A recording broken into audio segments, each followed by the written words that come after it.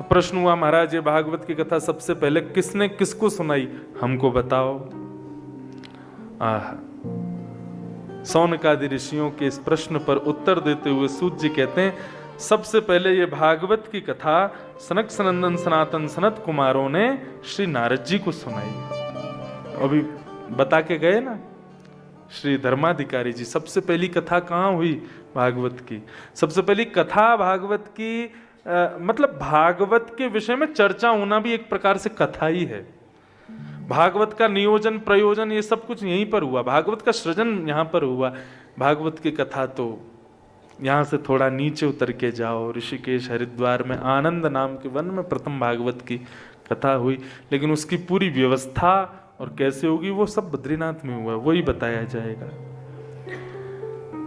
क्या हुआ, बोले एकदा हि विशालायां चत्वार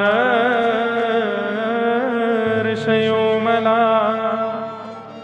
सत्संगार्थं समायात तत्र सुस्तत्र नारद।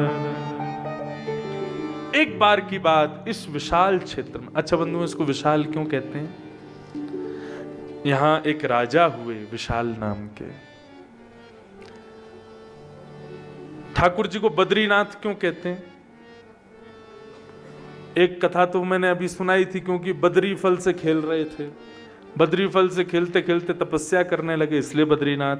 दूसरा भाव, ठाकुर जी जब यहां तपस्या में विराजित हुए तो यहां के शीत लहरों ने ठाकुर जी के ऊपर ठंडी ठंडी बर्फ की परतें बना दी। लक्ष्मी बड़ी व्याकुल हो रही थी वैकुंठ में कि मेरे नाथ तपस्या कर रहे हैं, मैं दर्शन करने जाऊं। अब तपस्या के मध्य में पत्नी का आगमन ये विरुद्ध है। तप में तो यहां पर आज भी ब्रह्मचारी सेवा करते हैं ठाकुर जी की, और ब्रह्मचारी जो रावल जी हैं, जो ठाकुर जी धर्माधिकारी जी आए थे, वे ठाकुर जी का स्पर्श नहीं कर सकते। ठाकुर जी के स्पर्श का अधिकार तो ब्रह्मचारी को है, और वो ब्रह्मचारी भी दक्षिण भारत से आएगा, और वो भी एक शंकराचार्य जी के द्वारा नियुक्त एक परिवार का ही बालक। वो पूरी पढ़ाई अध्ययन उसी अनुसार करता है कि उसको बद्रीनाथ की सेवा, मतलब उसका जीवन कुछ नहीं है, उसका जीवन केवल बद्रीनाथ है। उनका पूरा जीवन केवल बद्रीनाथ के लिए है। अभी जो रावल जी हैं, ये अपने परिवार के किसी बालक को नियुक्त कर चुके होंगे कि मेरे बाद ये सेवा करेगा, वो उसका भी अध्ययन चल रहा होगा, वो बाल्यकाल से ही अध्ययन करेगा शास्त्रों का, वेदों का। ठाकुर जी की वहीं एक भाव से एक सेवा करता होगा कि सेवा सीखूं, कैसी सेवा होती है, वो सब उनका पूरा वैसा नियम है। तो जहां सेवा में ब्रह्मचारी चाहिए वहां पत्नी का काम क्या। लक्ष्मी जी लेकिन चोरी चुप के दर्शन करने आई नाथ का, बोले मैं दूर से ही देख लूं। दूर से जैसे ही देखा इस नारायण पर्वत पर भगवान, अच्छा कभी या तो शयन के दर्शन करने जाना बद्रीनाथ भगवान के, या फिर सुबह मंगला दर्शन करना। उसकी टिकट कटती है, शयन की 3-3.5 हजार रुपए की है, और मंगला की 4,000 कुछ की है। शयन कब होते हैं वो टिकट जब कटवाओगे तो पता चल जाएगा, भीड़ के अनुसार होते हैं। लेकिन मंगला मुझे जो याद है 3:30-4 बजे मंगला होती है श्री बद्रीनाथ भगवान की। उस समय ठाकुर जी का सर्वांगीण अंग का दर्शन होता है। शालिग्राम भाव से, शालिग्राम शिला में श्री बद्रीनाथ भगवान है, चतुर्भुज रूप है, विशाल जटाएं हैं बद्रीनाथ भगवान के। और ठाकुर जी, सबसे बड़ी बात है कि तप का मतलब शरीर को अव्यवस्थाएं देना। तो पद्मासन तो है ही है ठाकुर जी का, लेकिन पद्मासन में और श्रमित हो गए, उसके लिए ठाकुर जी केवल एक कूल्हे पर बैठे अपने, मतलब केवल एक तरफ ऐसे उठा हुआ ठाकुर जी का विग्रह है। भयंकर तप कर रहे हैं ठाकुर जी यहाँ पर। और वो दर्शन आपको होगा या तो प्रातःकाल मंगला में या फिर रात्रि शयन में, ठाकुर जी के सर्वांगीण अंग। बोल द्वारिकाधीश की विराजो भगवान, जय हो जय।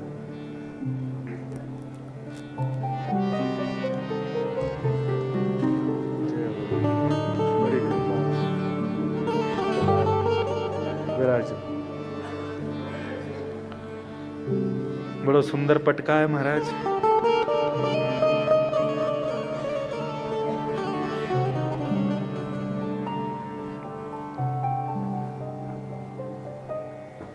मन तो एरो ये पहन के कथा कर लूं, लेकिन जन्मोत्सव वाले दिन पहनूंगा पीलो हैं। अरे द्वारिकाधीश है महाराज, बड़ी कृपा आज हमारे ऊपर हुई। देखो सहज ही ठाकुर जी कितनी अनुकंपा बरसाते हैं। आज प्रारंभ में कथा में श्री धर्माधिकारी जी पधारे थे और आद्य शंकराचार्य भगवान के शिष्य परंपरा के पूज्य स्वामी जी पधारे थे और हमारे लाला के बड़े भैया दाऊ दादा के सेवा अधिकारी जी दाऊ जी से पधारे हैं, ब्रज से श्री दिनेश जी, उनके सेवा अधिकारी जी भी पधारे। और अभी अभी हमारे ठाकुर जी द्वारिकाधीश रूप में जहाँ सेवा ग्रहण करते हैं, ऐसे द्वारिकापुरी द्वारिकाधीश मंदिर के सेवा अधिकारी और ठाकुर जी के परम स्नेही हम लोगों पर जिनका बड़ा परम मैत्री भाव भ्रातृ भाव से जिनका खूब स्नेह प्राप्त होता है, ऐसे हमारे श्री चित्रांग पुजारी जी पधारे हैं। बहुत बहुत प्रणाम।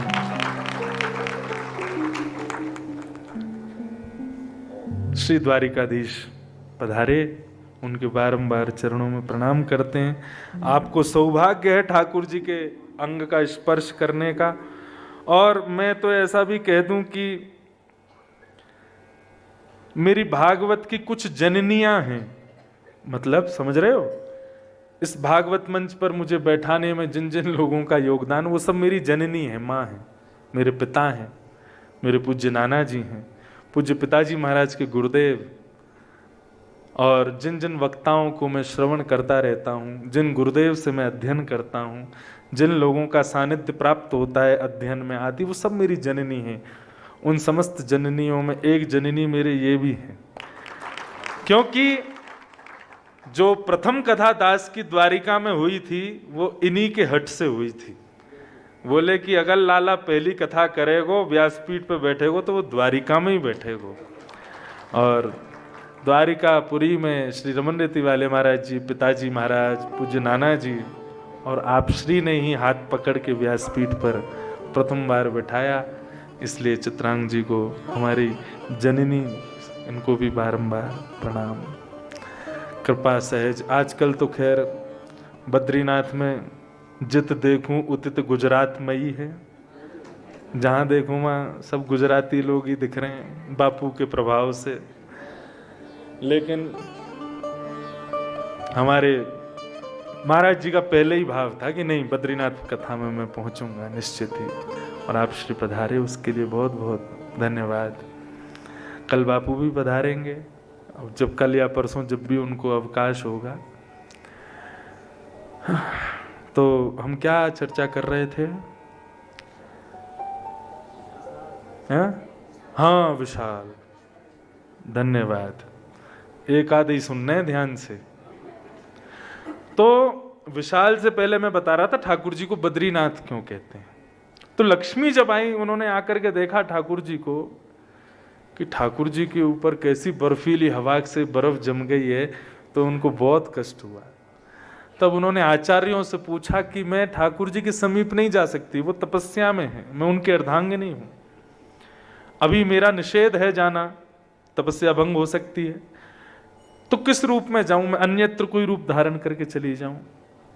तब आचार्यों ने आज्ञा की कि ठाकुर जी पे बहुत ठंडी के कारण बर्फ सी जम गई है अंग पे, इसको दूर करने के लिए आप ठाकुर जी के पास ग्रीष्म के भाव से जाओ।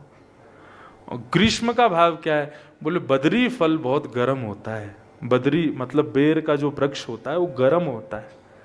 यदि आप बदरी वृक्ष बन के जाओ और ठाकुर जी की पीठ पर पीछे उनको थोड़ा आप स्पर्श प्रदान कर दो वृक्ष के भाव से, तो आपको उनका सानिध्य मिल जाएगा और ठाकुर जी को बदरी वृक्ष से थोड़ी गर्मी मिलेगी, तो उससे जो बर्फ जम गई है अंग पर वो सब पिघल जाएगी।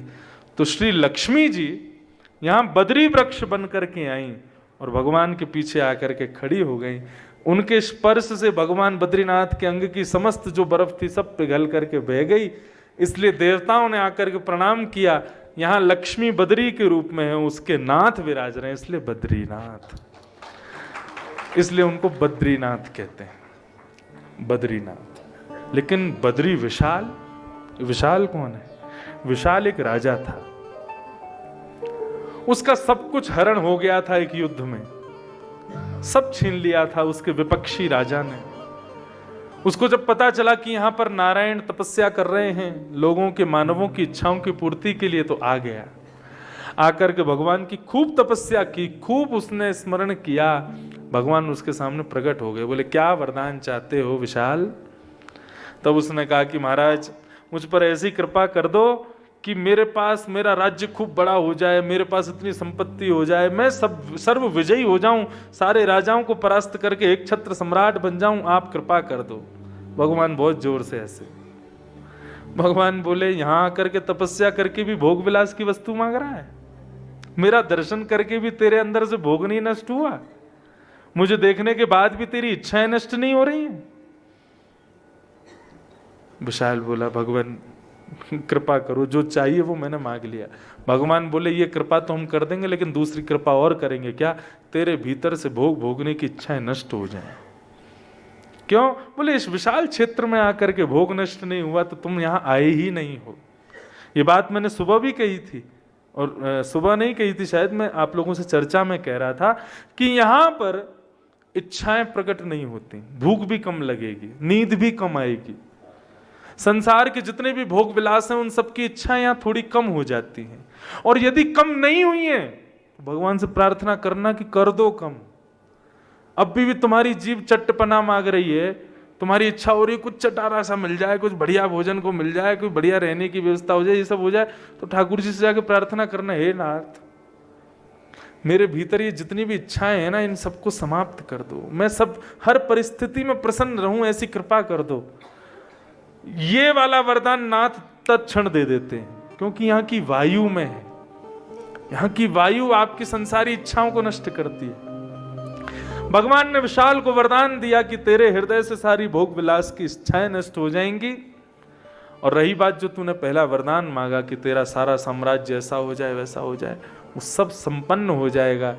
लेकिन तुझे यहां से जाने की आवश्यकता नहीं है, तू यहां बैठे बैठे जो चिंतन करेगा तेरे राज्य में वैसा हो जाएगा।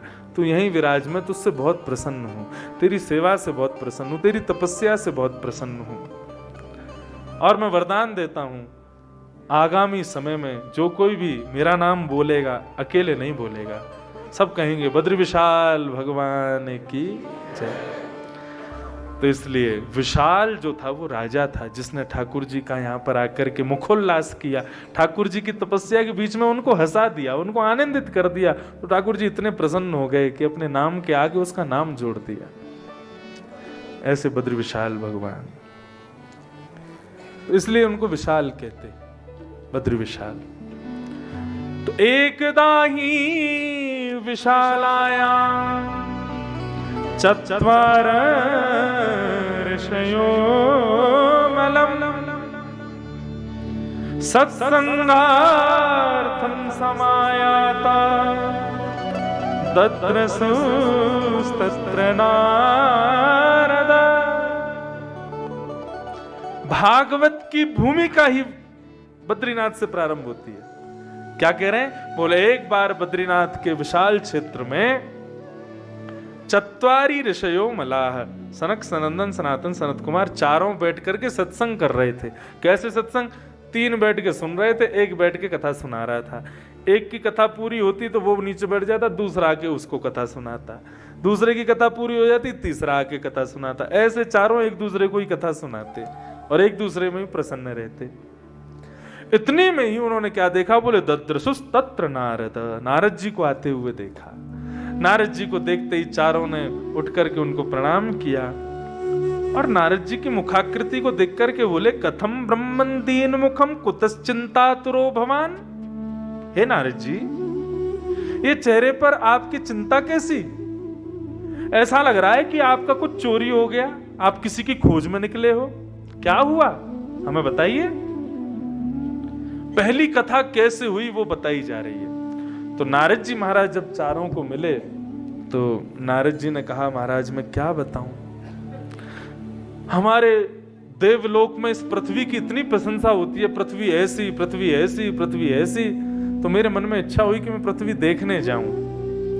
पृथ्वी देखने आया तो मैंने क्या देखा, अहम तुम पृथ्वीम यातो ज्ञात्वा सर्वोत्तमामिति पुष्करम च प्रयागम च काशी गोदावरीम तथा। सब जगह मैं गया, इसको अच्छा जान करके मैं सब जगह गया, लेकिन मेरे मन को शांति कहीं नहीं मिली। क्या हो रहा था? बोले सब जगह मैंने देखा कि सत्यम नास्ति तपः शौचम दयादानम न विद्यते उदर भरिणो जीवा बराका कूट भाषण। लोग एक प्रश्न करते हैं, महाराज ये जो बद्रीनाथ भगवान है ना, सतयुग में भी यहाँ विराजे हुए थे, यहाँ तपस्या कर रहे थे, त्रेता में भी नरनारायण विराजते थे, द्वापर में भी विराजते थे, और वर्णन आता है सतयुग में ऋषियों के संग विराजते थे, त्रेता में महात्माओं के संग विराजते थे, द्वापर में भक्तों के संग विराजते थे, और कलयुग में केवल एक भाव से विराज रहे हैं। ठाकुर जी बोलते हंसते नहीं है, लेकिन तीनों युगों में ठाकुर जी बोलते थे। कलयुग में क्या हो जाता है, ठाकुर जी क्यों नहीं बोलते, क्यों नहीं मिलते, क्यों नहीं चलते? इसलिए नहीं चलते क्योंकि हम लोगों का स्वभाव ऐसा है। कैसे हैं हम? बोले सत्यम नास्ति, हम असत्य बोलते हैं। आज हम इंसान से झूठ बोलता है। यदि भगवान चलते फिरते होते, भगवान भी हंसते बोलते, तो एक ना एक दिन हम इतने ज्यादा वैसे हो जाते हम भगवान से भी झूठ बोलते। सत्यम नास्ति, हम में सत्य नहीं है। और क्या नहीं है हमारे पास? तपह, हम तप करना नहीं जानते, हम भजन करना नहीं जानते। शौचम, पवित्रता नहीं है हमारे भीतर, अपवित्र रहते हैं। हमारे पास सत्य नहीं है, तप नहीं है, पवित्रता नहीं है, दया नहीं है, दान करना जानते नहीं है। उदर भरिणो जीवा, मेरा पेट कैसे भरे, बस इसी की खोज में लगे रहते हैं। और बरा का कूट भाषण, गंदी वाणी बोलते हैं, कड़वी वाणी बोलते हैं। इन सब कारणों से भगवान हमारे सन्मुख प्रकट नहीं होते। ये सब ठाकुर जी को प्रिय नहीं। नारद जी बोले सब जगह मैंने ऐसे लोगों को देखा। और कैसे देखे?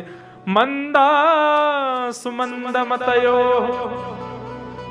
मंद भाग्या विपद्रुता। हम कैसे हैं? मंद बुद्धि। कैसी मंद बुद्धि हमारी? जिस काम को करने में 2 मिनट लगना चाहिए, उस काम को करने में 2 घंटे लगाते हैं। मेहनत करके यदि हमको धन कमाने को मिल रहा हो तो हम वो नहीं करेंगे, हम दूसरा ऑप्शन ढूंढेंगे। क्या करें जिससे मेहनत ना करनी पड़े, पैसा मिल जाए। हमारी ऐसी बुद्धि हो गई है। और एक शब्द कहा गया यहाँ पे, दीर्घ सूत्री। दीर्घ सूत्री का मतलब पता है? एक उदाहरण के माध्यम से समझाता हूं दीर्घ सूत्री किसे कहते हैं। एक बार जंगल में शेर ने एक चुटकुल्ला सुनाया। चुटकुल्ला सुन के सब हंसे, लेकिन गधा नहीं हंसा। 3 दिन बाद जब शेर वहां से जा रहा तो गधा जोर जोर से हंसने लगा। शेर ने पूछा, भाई क्यों हंस रहे हो? बोले वो तुम परसों चुटकुल्ला सुना रहे थे ना, उस पर आज हंसी आई मुझे, क्योंकि समझ में ही आज आया है। हम लोग भी ऐसे ही हैं, दीर्घ सूत्री। हम लोग ज्ञान श्रवण करते हैं, कथा श्रवण करते हैं, सुंदर भाव गीता आदि के श्रवण करते हैं, सुन करके केवल सर हिला देते हैं, लेकिन उसको जीवन में लाने में हमको महीनों लग जाते हैं। क्यों? क्योंकि हम दीर्घ सूत्री हैं। उसका तत्क्षण मनन नहीं करते, उसको तत्क्षण समझने का प्रयास नहीं करते, उस पर तत्क्षण एक्शन नहीं लेते। ऐसे दीर्घ सूत्री हैं हम लोग। नारद जी महाराज कह रहे, महाराज बहुत बड़े बड़े महल बने हुए थे, मैंने पूछा ये किसके हैं? तो बोले ये त्यागी जी के हैं। नाम है त्यागी, बना रखे महल। इतने सारे बच्चे किसके घूम रहे हैं? बोले ब्रह्मचारी जी के। इतना शोर कहां से आ रहा है? बोले मौनी बाबा के आश्रम से। ऐसी स्थिति। इतनी सारी कन्याएं किसकी? बोले सन्यासी बाबा की। ऐसी स्थिति हो गई है संसार की। ये केवल आज की नहीं है, ये हजारों वर्ष पहले नारद जी महाराज ने दर्शन किया इन सब चीजों का। नारद जी बोले सब जगह भटकता हुआ मैं तो इतना परेशान हो गया कि अरे राम मैं कहां आ गया। तभी मैं भ्रमण करता करता कहां पहुंचा? यमुना तटमापन्नो यत्र लीला हरेर्भूत। तभी मैं यमुना के तट पर श्री वृंदावन पहुंचा। और वृंदावन में जाके मुझे थोड़ा थोड़ा अच्छा लगने लगा, लेकिन तभी मैंने यमुना के पुलिन पर एक आश्चर्य देखा। क्या? कैसा आश्चर्य देखा? बोले एक युवती बैठी है, परम सुंदरी युवती, उसकी गोद में 2 वृद्ध लेटे हैं। उस युवती से मैंने पूछा, देवी तुम कौन हो और ये तुमने अपनी गोद में वृद्धों को क्यों लेटा रखा है? तब उस युवती ने अपना परिचय दिया। अहम भक्ति ऋतिख्याता इमो में तन यो मतऊ ज्ञान वैराग्य नामानऊ काल योगेन जर्जरो। मैं भक्ति हूं और ये दोनों मेरे पुत्र हैं, ज्ञान और वैराग्य। काल योगेन जर्जरो, कलयुग के प्रभाव के कारण हम लोग वृद्ध हो गए। मैं भी वृद्ध थी पहले, लेकिन वृंदावन पुनः प्राप्य नवीनेव स्वरूपिणी, वृंदावन आकर के मेरा स्वरूप तो नवीन हो गया, लेकिन मेरे पुत्र अभी भी वृद्ध। नारद जी बोले मैं समझा नहीं तुम्हारा कॉन्सेप्ट क्या है? भक्ति ज्ञान वैराग्य कहने लगे। हम जिस नगर में